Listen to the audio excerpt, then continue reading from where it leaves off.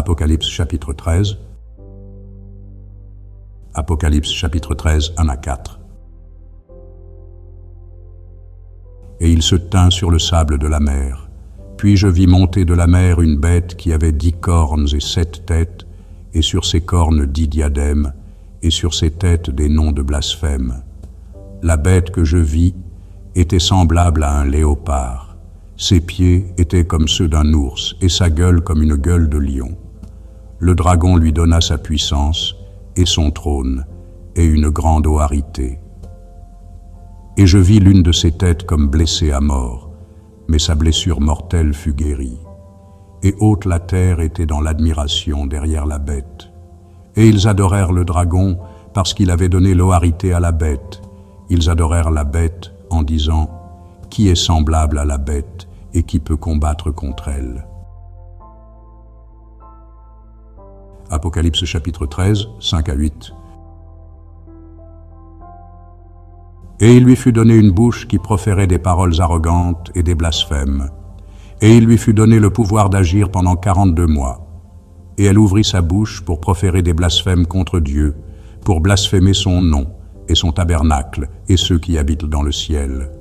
Et il lui fut donné de faire la guerre aux saints et de les vaincre. Et il lui fut donné autorité sur haute tribu, aux peuples, haute langue et haute nation. Et à où les habitants de la terre l'adoreront, ceux dont le nom n'a pas été écrit dès la fondation du monde dans le livre de vie de l'agneau qui a été immolé. Apocalypse chapitre 13, 9 à 10. Si quelqu'un a des oreilles, qu'il entende. Si quelqu'un mène en captivité, il ira en captivité. Si quelqu'un tue par l'épée, il faut qu'il soit tué par l'épée. C'est ici la persévérance et la foi des saints. Apocalypse chapitre 13, 11 à 15. Puis je vis monter de la terre une autre bête, qui avait 2 cornes semblables à celles d'un agneau, et qui parlait comme un dragon. Elle exerçait haute l'autorité de la première bête en sa présence, et elle faisait que la terre et ses habitants adoraient la première bête, dont la blessure mortelle avait été guérie. Elle opérait de grands prodiges, même jusqu'à faire descendre du feu du ciel sur la terre à la vue des hommes. Et elle séduisait les habitants de la terre par les prodiges qu'il lui était donné d'opérer en présence de la bête, disant aux habitants de la terre de faire une image à la bête qui avait la blessure de l'épée et qui vivait. Et il lui fut donné d'animer l'image de la bête, afin que l'image de la bête parlât, et qu'elle fit que ceux qui n'adoreraient pas l'image de la bête fussent tués. Apocalypse chapitre 13, 16 à 18.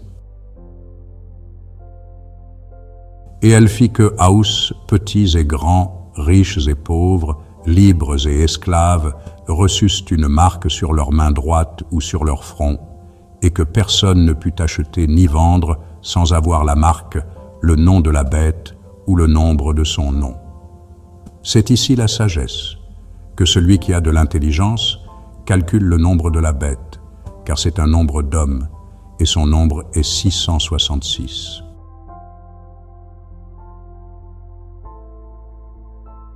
Apocalypse chapitre 14. Apocalypse chapitre 14, 1 à 3. Je regardais, et voici, l'agneau se tenait sur la montagne de Sion, et avec lui 144 000 personnes qui avaient son nom et le nom de son Père écrits sur leur front. Et j'entendis du ciel une voix comme un bruit de grosses eaux, comme le bruit d'un grand tonnerre, et la voix que j'entendis était comme celle de joueurs de harpe jouant de leur harpe. Et ils chantaient un cantique nouveau devant le trône et devant les 4 êtres vivants et les vieillards. Et personne ne pouvait apprendre le cantique si ce n'est les 144 000 qui avaient été rachetés de la terre. Apocalypse chapitre 14, 4 à 5.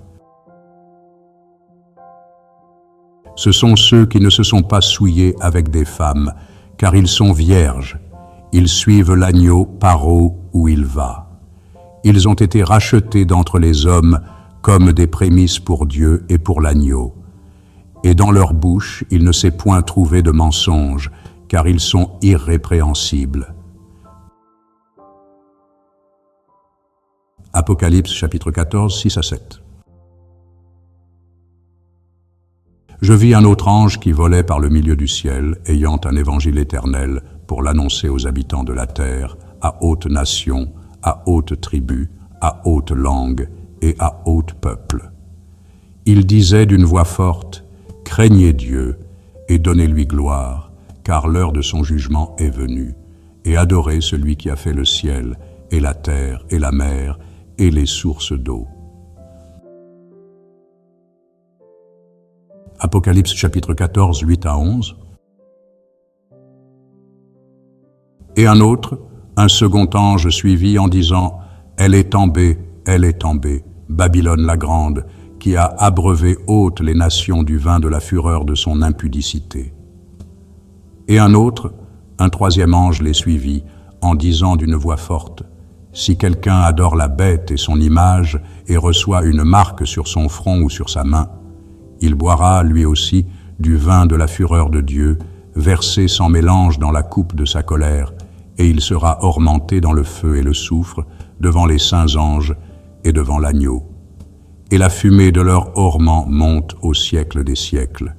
Et ils n'ont de repos, ni jour ni nuit, ceux qui adorent la bête et son image, et quiconque reçoit la marque de son nom.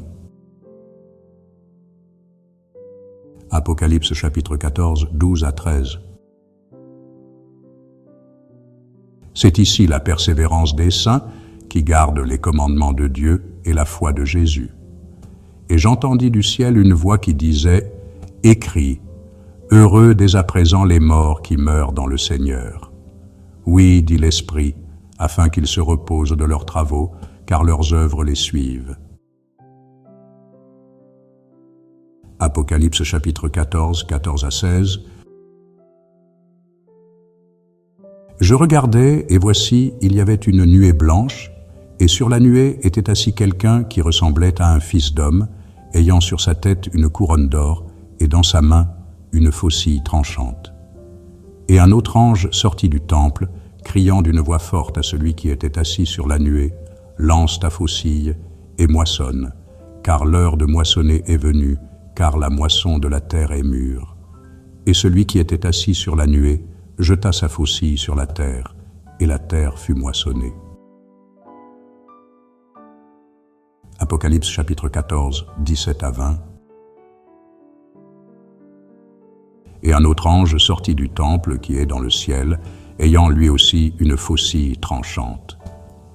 Et un autre ange, qui avait autorité sur le feu, sortit de l'autel et s'adressa d'une voix forte à celui qui avait la faucille tranchante, disant, « Lance ta faucille tranchante et vendange les grappes de la vigne de la terre, car les raisins de la terre sont mûrs. » Et l'ange jeta sa faucille sur la terre, et il vendangea la vigne de la terre, et jeta la vendange dans la grande cuve de la colère de Dieu. Et la cuve fut foulée hors de la ville, et du sang sortit de la cuve jusqu'aux morts des chevaux sur une étendue de 1600 stades.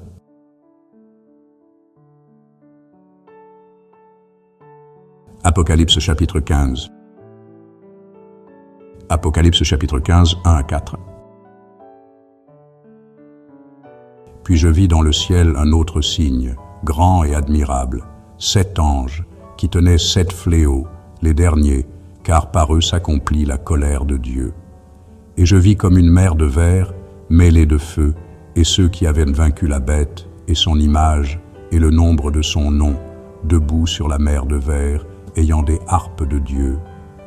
Et ils chantent le cantique de Moïse, le serviteur de Dieu, et le cantique de l'agneau, en disant, « Tes œuvres sont grandes et admirables, Seigneur Dieu ô puissant. Tes voies sont justes et véritables, Roi des nations. Qui ne craindrait, Seigneur, et ne glorifierait en nom? Car seul tu es saint, et hautes les nations viendront et se prosterneront devant Haï, parce que tes jugements ont été manifestés. » Apocalypse chapitre 15, 5 à 8. Après cela, je regardai, et le temple du tabernacle du témoignage fut ouvert dans le ciel. Et les 7 anges qui tenaient les 7 fléaux sortirent du temple, revêtus d'un lin pur, éclatant, et ayant des ceintures d'or aux haeurs de la poitrine. Et l'un des 4 êtres vivants donna aux 7 anges 7 coupes d'or pleines de la colère du Dieu qui vit au siècle des siècles. Et le temple fut rempli de fumée à cause de la gloire de Dieu et de sa puissance. Et personne ne pouvait entrer dans le temple jusqu'à ce que les 7 fléaux des 7 anges fussent accomplis.